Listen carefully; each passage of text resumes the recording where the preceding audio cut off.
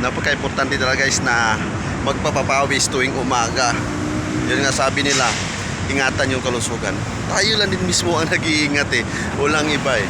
Yung iba kasi nagkakasakit, daming dahilan. Sarili nila kasi hindi didisiplina eh. Di ba guys? Kasi kung disiplinahin niya sarili, malabo kayong magkakasakit. Di ba? Yung iba kasi dyan inom lang ng inom eh. Sigarilyo na sigarilyo. Alam nang nakakasira, pero ginagawa. Ano utak meron yun? Di ba guys? Ako tapatan ako eh. Pag alam ng mali, ano gagawin? Di ba? Tapos pag nagkamali o nagkasakit, pamilya na naman magsakripisyo nun. Di ba? Maapektuhan yung kita. Kasi nga nagkakasakit, paano pa magkatrabaho? Kaya, ayun. Buti-kaw sa matamaan ba? Di ba guys? So, thank you for watching guys and God bless po.